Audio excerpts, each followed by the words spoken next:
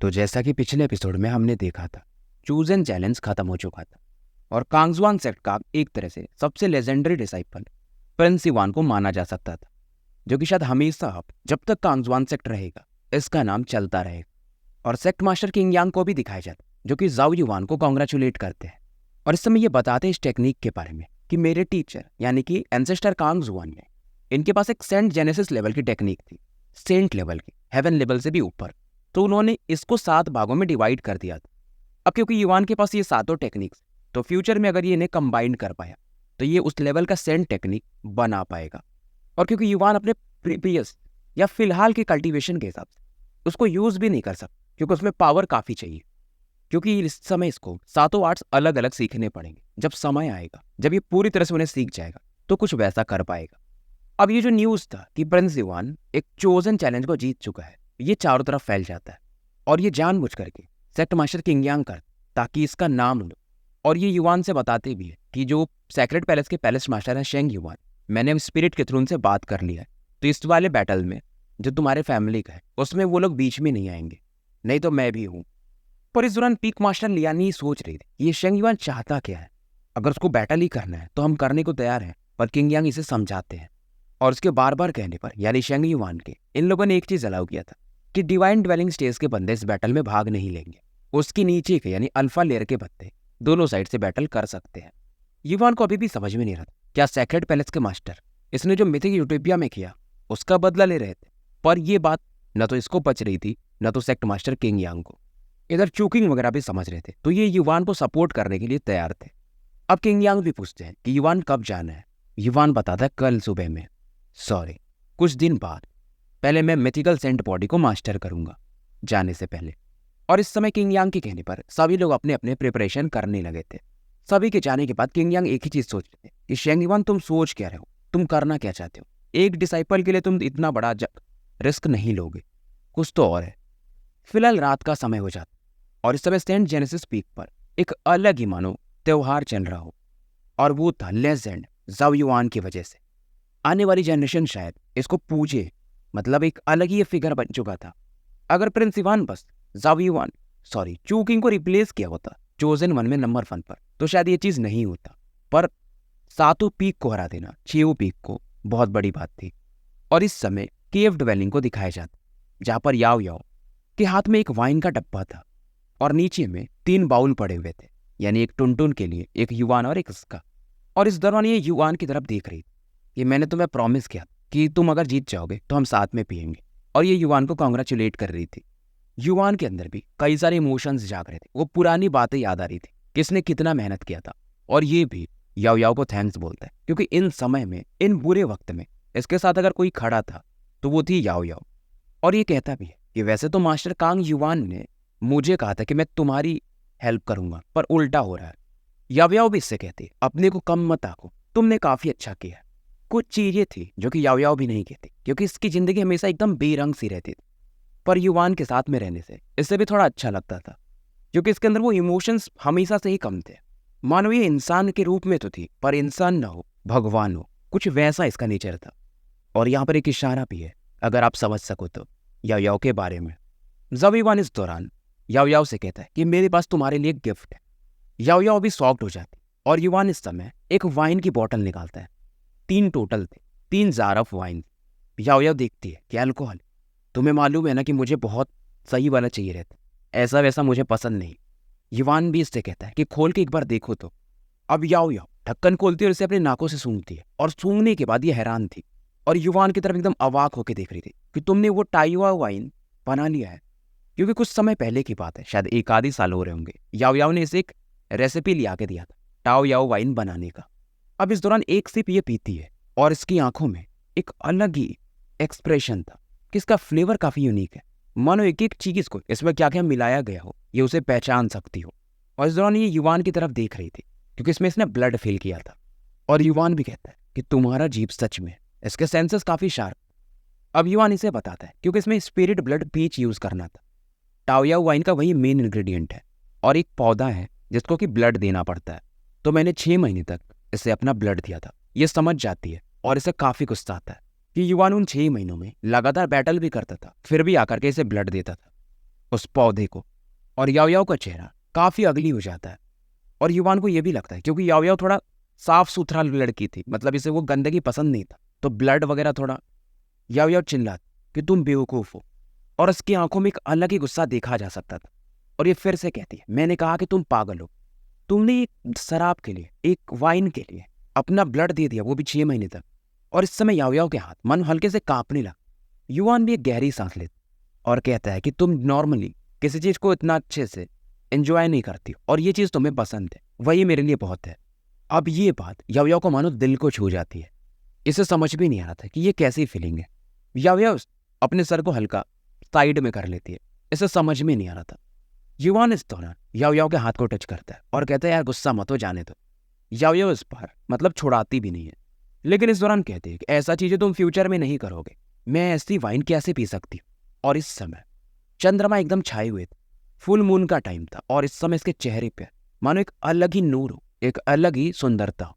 युवान से भी रहा नहीं जाता है। इसके गुलाब की पंखुड़ियों के समान होठों पर फाइनली अपने होठ को टच करा देता है, और मानो इस समय रुक सा गया हो। याओ याओ को इस दौरान जो स्पिरिचुअल पावर था इसके आईब्रोज के बीच में वो एक्टिवेट होने लगा था। ये युवान पर अटैक करने वाली थी, पर कुछ सोच के या इसके मन में कुछ वैसा था, ये छोड़ देती है। युवान को भी एहसास हो गया था कि अब पिटने तो वाला हूं, पर इस समय मानो इसको कुछ समझ में नहीं आता। इधर टुनटुन को दिखाया जाता है जो कि इस समय मस्ती में एकदम वाइन पी रहा था, और इसकी तरफ एक लुक से देखता है कि बेटा समझ रहा हूं तुम्हारे तरीके। पर युवान को भी फर्क नहीं पड़ता है, और इनका किस अच्छा खासा लंबा समय चलता है। इस दौरान याओ याओ ब्लश करती है और युवान को थोड़ा पीछे ढकेल देती है, और कहती है कि मेरे पास भी तुम्हारे लिए गिफ्ट है। और युवान को लगता है यार आप आज तो मजा ही आएगा, और ये पूछता है कि क्या है गिफ्ट। अब याओ याओ उससे कहती है कि अपना शर्ट उतारो। युवान कहता है यहीं पे अभी, क्योंकि यार यहाँ पे टुनटुन भी है। याओ याओ अभी भी शांत थी, और इसके हाथों में एक जेनेसिस रून ब्रश बाहर आता है, और ये बताती है कि मैं तुम्हारे बॉडी पर ग्रेट ड्रैगन सबडूइंग रून बनाना चाहती हूँ, इसलिए यही मेरा तुम्हारे लिए गिफ्ट है, ताकि तुम ड्रैगन रिजेंटमेंट पॉइजन को कंट्रोल कर पाओगे, वो बाहर नहीं निकलेगा। और इसके लिए याओ याओ ने 1 साल मेहनत किया था, जब ये चूकिंग वगैरह के साथ एक मिशन पे भी गई थी, तो वहीं से इसने इंग्रेडिएंट वगैरह लाए थे। युवान एकदम शर्मा सा जाता है कि यार ये गिफ्ट था। हालांकि सबडूइंग रून जो है वो टेम्पररी रिजॉल्व कर देगा, मतलब पूरी तरह से सबड्यू नहीं कर सकते ड्रैगन रिजेंटमेंट पॉइजन को, क्योंकि उसके लिए युवान को उतना पावरफुल होना पड़ेगा। पर अब के लिए, कुछ समय के लिए, सालों के लिए, ये इस पावर को रोक सकता है और इसका यूज भी कर सकता है। इधर याओ याओ स्माइल करती है कि तुम्हें और कौन सा गिफ्ट चाहिए, पर इसकी हंसी में भी मानो एक डेंजरस ऑरा छिपी हो। युवान भी कहता है कुछ नहीं, वही मैं समझ रहा था। इधर याओ याओ ये जेनेसिस रून्स बनाने लगती है, और टुनटुन अपना वाइन के मजे ले रहा था, और युवान के मजे ले रहा था कि तुम ज्यादा होशियार हो रहे हो बेटा। युवान भी शर्मा जाता है और टुनटुन की तरफ देखता है कि भाई ये बहुत हरामी लौंडा है, हमेशा मेरे मजे लेता है। अब इस दौरान याओ याओ टुनटुन की तरफ देखती है कि अगर तुम्हें मरना दे तो ये वाइन छोड़ दो। टुनटुन तुरंत ही पीछे हट जाता, क्योंकि याओ याओ को वाइन भी पसंद था, और टुनटुन ही पूरा निपटाने के चक्कर में था। और याओ याओ ये रून बनाने लगती है, और युवान से भी कहती थोड़ा पेन होगा, सहना पड़ेगा। अब जब ये रून बनाने लगती है उसके पाम पर, यानी जहां पे भी बना रही थी, तो एक मानो प्रिजन के समान बनने लगा, जो कि इस ड्रैगन रिजेंटमेंट पॉइजन को कैद करने लगा था। ड्रैगन रिजेंटमेंट पॉइजन काउंटर करने की कोशिश करता है, और युवान के पास अब सैक्रेड ड्रैगन का ब्लेसिंग भी, थोड़ा बहुत हिस्सा तो इसने वो वांग से हासिल किया ही था, तो उससे भी इसे काउंटर करने की कोशिश करता है। और युवान फिर भी चिल्लाता है कि शायद अब मैं इसे रोक ना पाऊं। और वहीं याओ याओ ड्रैगन सबडूइंग रून बनाने में पूरी तरह से फोकस थी, और फिलहाल ये अब इसे भी काउंटर करने के लिए अपने स्पिरिचुअल पावर को यूज करती है, और इसके ऑरा से एक पर्पलिश गोल्ड लाइट बाहर निकलती है और जाओ युवान की बॉडी में एंटर कर जाता है। इसको भी याद रखना। और वही टुनटुन दूसरा जो वाइन था उसे पी रहा था, टाओयाओ वाइन को छोड़ करके। पर फिर भी जब ये ऑरा पर्पलिश गोल्ड ऑरा अंदर जा रही थी, तो ये याओ याओ के डायरेक्शन में देखता है और भौंकने लगता है। याओ याओ हाँ में सर हिलाती है कि जाने तो, हो गया, जो भी था कर दिया मैंने। टुनटुन भी शांत हो जाता है। इधर युवान से कुछ कंट्रोल नहीं हो रहा था, पर जैसे ये पर्पलिश गोल्ड लाइट अंदर एंटर करती इसके बॉडी में, रिजेंटमेंट पॉइजन भी मानो उसके सामने झुक जाता है। और इस मौके का फायदा उठा वो जो ब्लैक ड्रैगन सबडूइंग रून था, जिसमें कई सारे ब्लैक थ्रेड्स देखे जा सकते थे, इस रिजेंटमेंट पॉइजन को बांध देता है। हालांकि रिजेंटमेंट पॉइजन ट्राई करता है बाहर निकलने का, पर ये सबडूइंग इसे सप्रेस कर दे रहा था। युवान भी फाइनली रिलैक्स फील करता है, और याओ याओ इससे बताती है कि अब ये जो रिजेंटमेंट पॉइजन है इसे सील कर दिया गया है, सप्रेस कर दिया गया है। पर युवान देखता है इस दौरान कि याओ याओ काफी वीक दिख रही थी, और युवान को ऐसा लगता कि मानो याओ याओ का जो कोर हो वही डैमेज हो गया हो। और ये भी पूछ कि जब भी वो ड्रैगन रिजेंटमेंट पॉइजन मेरे बॉडी से बाहर निकलने की कोशिश कर रहा था, एक पर्पल गोल्ड सबस्टांस मेरी बॉडी में एंटर किया था, वो उसे रोक रहा था। वो क्या था, इसे जानना था। पर यावे उसको बोलती है कुछ वैसा नहीं था, तुम ज्यादा सोच रहे हो। अब ये जानता था कि अगर ये पूछे भी तो यावे बताएगी नहीं, और ज्यादा पूछेगा तो मार भी खाएगा। अब फिलहाल ये दोनों बैठ के टाओयाओ वाइन पी। टुनटुन देख रहा इन बॉटल्स की तरफ, पर उसको मालूम था ये तो नहीं मिलने वाला मुझे। अब इसके बार बार देखने पर याओ थोड़ा बॉटल इसका भी भर देती है, ये भी खुश हो जाता है। और इस समय केव में एक इंसान, एक लड़की और एक बीस्ट, ये तीनों मिलकर के टाओयाओ वाइन पी रहे थे। और याओ कहती भी है इसका फ्लेवर सच में काफी यूनिक। और एक चीज और था, अगर युवान इस वाइन को दोबारा भी बनाए तो शायद फ्लेवर एकदम सेम नहीं आएगा, थोड़ा बहुत तो फर्क आता ही है। और वो पौधे को ब्लड देना वो भी वो चाहती भी नहीं थी, क्योंकि युवान का ब्लड भी फ्यूचर में स्ट्रांग बनेगा, तो वेरिएशंस तो आएंगे। तो टोटल 3 जार थे, उसमें से 1 जार ये लोग पी जाते हैं। और इस समय याओ एकदम अलग ही नशे में थी, और क्या ही सुंदर लग रही थी। बॉटल कैसा उठा के पलट रही थी कि उसमें एक आधी बूंद बाहर निकल जाए। अब याओ उठती है और अपने स्पिरिचुअल पावर से जमीन में थोड़ा होल कर देती है, और जो आखिरी जार बचा था, क्योंकि शायद 2 जार ये लोग पी चुके थे, उसे ये इसमें गाड़ देती। युवान को भी समझ में नहीं आ रहा था ये कर क्या रही है, और इस समय ये नशे में थी तो थोड़ा लड़खड़ा रही थी। युवान इसे संभालता है और ये इसे बताती कि इससे यहीं पे छिपा देते हैं। और ये युवान से कहती, मानो एक दिन ऐसा आया कि जब मैं इस दुनिया की सभी चीजें भूलने लगी, तुम्हें भी और टुनटुन को भी, तो तुम मुझे यहाँ पे लेके आओगे ताकि मैं इस टाओयाओ वाइन को फिर से पी सकूं। रात तो बीत जाता है, अब अगले दिन की सुबह होती है, और युवान का मेन फोकस था अब मिथिकल सेंट बॉडी पर। और फिलहाल ये सीधा ओल्ड मैन जुआन की तरफ बढ़ता है और इनसे कहता है कि वो जो वाटर और फायर लेवल है उसको 4th पे कर दीजिए, ताकि मैं जल्दी से इसे मास्टर करूं। हालांकि युवान को काफी पेन हो रहा था, पर इस पेन को ये बर्दाश्त करता। और जैसे ये पावर एंटर कर रहा था, मानो युवान की जो चमड़ियां वो बाहर निकलने लगी, फिर भी इसे बर्दाश्त करते रहते। और ओल्ड मैन जुआन भी सोच रहे थे ये लड़का सच में हमारे सेक्ट का सबसे जीनियस निकलेगा। वहीं दूसरे पीक पर याओ बैठे थे, साथ में टुनटुन था। और टुनटुन भी थोड़ा एंग्जियस था कि युवान थोड़ा ज्यादा ही कर रहा है, बट याओ इसे समझाती कि ये बैटल इसका है और ये इसी को लड़ना ही पड़ेगा। इस बैटल में हम नहीं आ सकते बीच में, क्योंकि अगर युवान के कैरेक्टर को बिल्ड करना है और उसको उस लेवल पे जाना है, तो उसको अपने बैटल्स खुद ही डील करने पड़ेंगे। याओ चाहे तो किसी को भी मार सकती है, पर ऐसा ये नहीं कर सकती, खास करके इस समय। और टुनटुन भी इस समय भौंक रहा था कि क्या वो किंग वू से जीत पाएगा, उसका इशारा वही था। याओ भी कहती है कि हाँ ये जीत तो जाएगा, हालांकि वो किंग वो डिवाइन ड्वेलिंग लेवल पे है, पर ये बंदा कर सकता है। समय बीतता है और युवान की बॉडी स्ट्रांगर होती जाती है। अब इसका जो लिटिल मिथिकल सेंट बॉडी था, अब ये धीरे धीरे मिथिकल सेंट बॉडी में इवॉल्व होने लगा था, और इस ट्रांसफॉर्मेशन में लगभग 15 दिन लग जाते। ओल्ड जुआन भी देखते कि युवान की जो ये फिजिकल बॉडी है, ये सच में अब ट्रू मिथिकल सेंट बॉडी को मास्टर कर चुका था, और इसे 20 दिन की ट्रेनिंग लगी थी। और फिलहाल जो इसका फिजिकल बॉडी का पावर था, होंगिया पीक के जो शैंग चून की थे उनसे भी ज्यादा ऊपर जा चुका था। ओल्ड जुआन भी पूछते हैं कि कब जाने वाले हो। युवान बोलता है कल। ओल्ड जुआन भी कहते हैं बस जिंदा वापस आ जाना, क्योंकि इतने सालों के बाद कोई तो ऐसा मिला है जो कुछ वैसा कर सकता है। सातों कांगजुआन आर्ट्स को गैदर कर चुका है ये लड़का। फाइनली अगले दिन की सुबह होती है। युवान यहाँ पर खड़ा था और सामने में सेक्ट मास्टर किंग यांग भी खड़े थे, जो कि इसे समझाते हैं कि तुम्हारा जो रास्ता है, तुम्हारी जो जर्नी है, खतरों से भरी पड़ी है। पर इस बार जाओ युवान ये अकेला नहीं जा रहा, इसके साथ चू किंग, कॉन्गशिंग, किंग चान और बाकी भी चोजन वंस थे, क्योंकि सभी इस समय अल्फा 9th लेयर के आसपास ही थे। यानी कोई भी डिवाइन ड्वेलिंग में नहीं था, तो रूल के हिसाब से ये लोग भी फाइट कर सकते थे। और चू किंग भी कहता है कि युवान तुम आगे बढ़ना, पीछे का मैटर्स हम देख लेंगे। हालांकि युवान इन्हें मना करना चाहता था कि आप लोग फालतू में, क्योंकि इसमें रिस्क भी तो काफी है, ये लोग मारे भी जा सकते हैं। पर किंग चान भी समझाती कि ये फाइट वैसे भी बस तुम्हारे फैमिली के बीच में नहीं है, सेक्रेड पैलेस वाले भी इन्वॉल्व हैं, तो ये ऑब्वियसली हमारा फाइट हुआ और तुम हमारे खास हो। अब किंग यांग के कहने पर युवान मान जाता है, और इस समय बाकी जो 4 बड़े सेक्ट्स थे वो भी इसमें इन्वॉल्व होंगे या नहीं, लेकिन दूर से इस बैटल को तो देखेंगे। और सभी जो जूनियर्स थे युवान को विश करते हैं कि उम्मीद है कि सीनियर ब्रदर आप जीत के लौटोगे। युवान यहाँ से निकल जाता है और चूकिंग वगैरह इसे फॉलो कर लेते हैं। युवान भी जानता था कि शेंगजोउ कॉन्टिनेंट से कांगमांग कॉन्टिनेंट के बीच का रास्ता खून से सना हुआ होगा, एक ट्रेजिक बैटल होने वाला था। 300 मील तक ये लोग आ चुके थे और माहौल अभी तक पूरी तरह से शांत था। अब युवान जब आगे बढ़ता है यहाँ से, तो इसे एक अननोन ऑरा फील होती है, मानो कई सारे लोग किलिंग इंटेंट के साथ इनकी तरफ देख रहे हों। और ये कहता है कि तुम लोगों को छिपके रहने की जरूरत नहीं है। खास करके किंग चान बोलती। जाओ युवान को भी फर्क नहीं पड़ता है और ये लोग आगे बढ़ते रहते।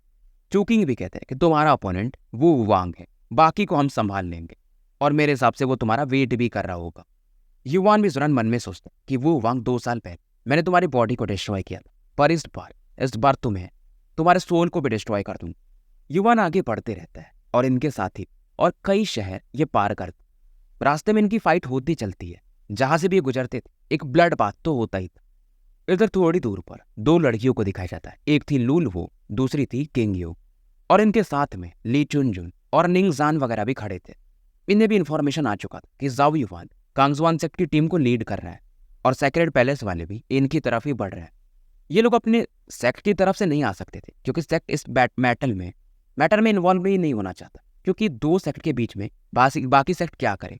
पर कुछ भी हो, युवान इनका फ्रेंड था, इसलिए यहाँ पर आए हुए थे कि हम एज अ फ्रेंड आए हैं इस बैटल के लिए।